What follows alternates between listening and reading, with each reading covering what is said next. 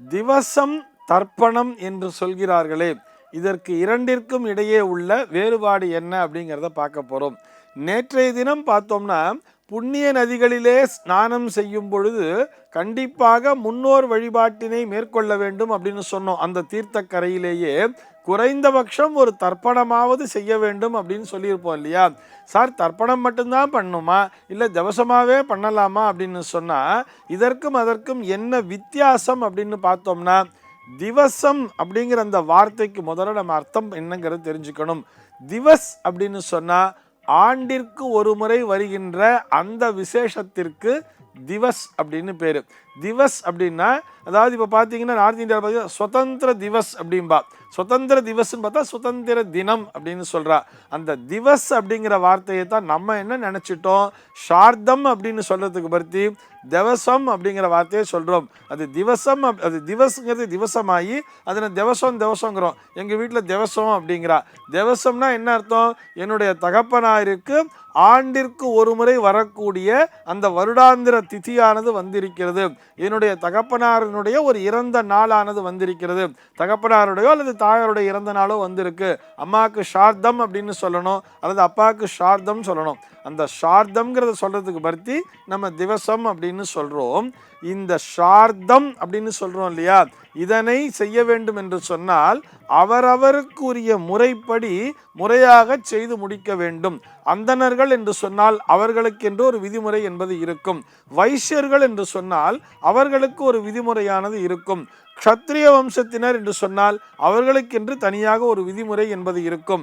அந்த விதிமுறையின்படி முழுமையாக அந்த ஷார்தத்தினை செய்து முடிப்பதைத்தான் திவசம் என்று நாம் குறிப்பிடுகிறோம்.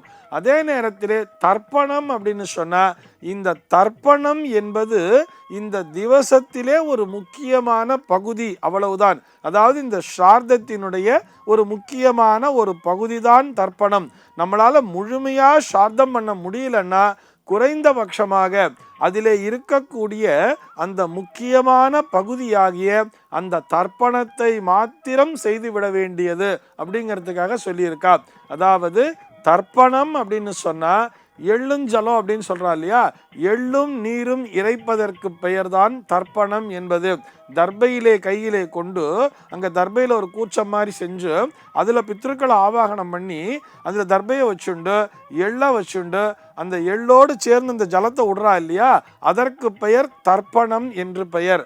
அதே நேரத்திலே ஒரு ஷார்தம் என்று வரும் பொழுது, ஒரு முழுமையான ஷார்தம் என்று வரும் பொழுது அங்கே பிண்ட பிரதானம் என்பது இருக்கும். பிண்டம் பிடிச்சி வைக்கிறாங்கன்னு சொல்கிறாங்க இல்லையா, அதாவது அந்தணர்கள் பார்த்தோம்னா அங்கே அவர்கள் அன்னத்தினாலே பிண்டத்தினை செய்வார்கள். அந்தணர்கள் அல்லாதவர்கள் பார்த்தோம்னா அவங்க வெறும் அரிசி வெல்லம் பழம்லாம் கலந்து அதன் மூலியமாக பிண்டத்தினை வைப்பார்கள். இப்படி அந்த பிண்டம் வைத்து செய்வதற்கு ஷார்தம் என்று பெயர். அதற்கு முன்னதாக அவரவருடைய சம்பிரதாயத்தின்படி அங்கு இருக்கக்கூடிய புரோகிதருக்கு அரிசி பருப்பு காய்கறிலாம் வச்சு தருவார். அந்தணர்களை பொறுத்தவரை அவர்கள் சமைச்சு சாப்பாடாகவே போடுவார். அங்கே அவர்களுக்கு இத்தனை பிராமணர்கள் என்று கணக்கு என்பது இருக்கும். இங்கே ஒரே ஒரு புரோகிதர் மட்டும் இருப்பார். இத்தனை இலை அப்படிங்கிறத போட்டு அந்த இலையில் அரிசி பருப்பு காய்கறிலாம் வச்சு அதனை தொடர்ந்து இந்த பிண்டங்களை வைத்து அதனை தொடர்ந்து செய்யக்கூடியது தான் இந்த தர்ப்பணம் என்பது. இது எதுவுமே நம்மளால் பண்ண முடியல, இவ்வளோ பெருசுக்கு விஸ்தாரமாக பண்ண முடியலன்னா குறைந்தபட்சமாக தர்ப்பணத்தை மாத்திரமாவது செய்துவிடு அப்படின்னு சொல்கிறார். இது ரெண்டுத்துக்கும் என்ன சார் வித்தியாசம் அப்படின்னு சொன்னால், ஷார்தம் என்பது முழுமையாக உணவளிப்பது. அந்த நம்முடைய பெற்றோர்களுக்கு முழுமையாக உணவளிப்பது அப்படிங்கிறது தான் ஷார்தம்ங்கிறது.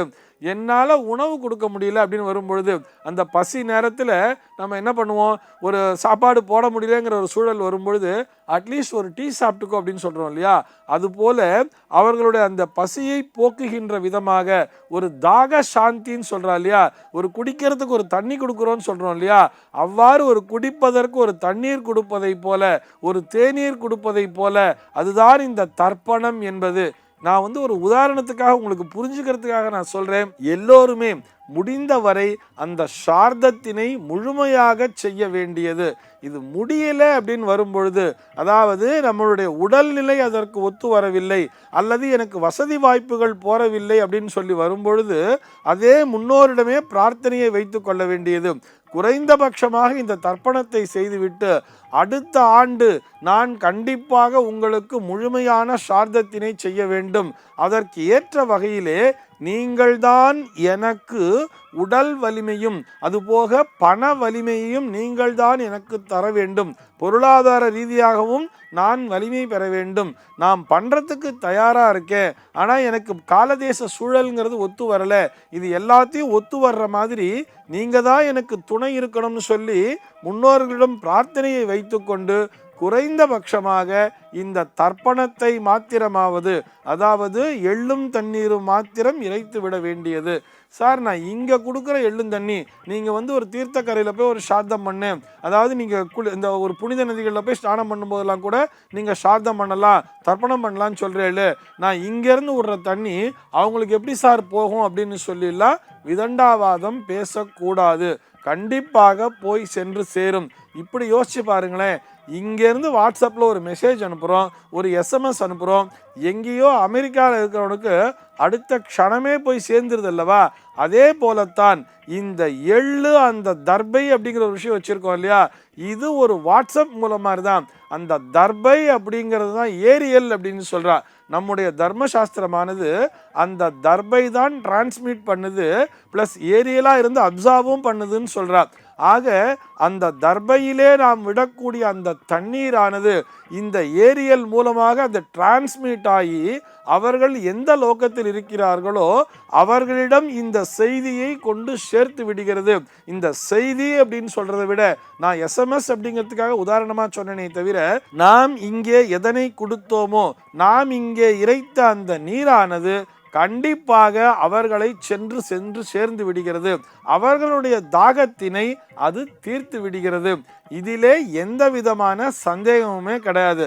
இங்கே ஒரு பிராமணனுக்கு நம்ம கொடுப்பதன் மூலமாக அங்கே இருக்கக்கூடிய அவருடைய பசி தீர்ந்துருமான்னு சொன்னால் கண்டிப்பாக தீரும்.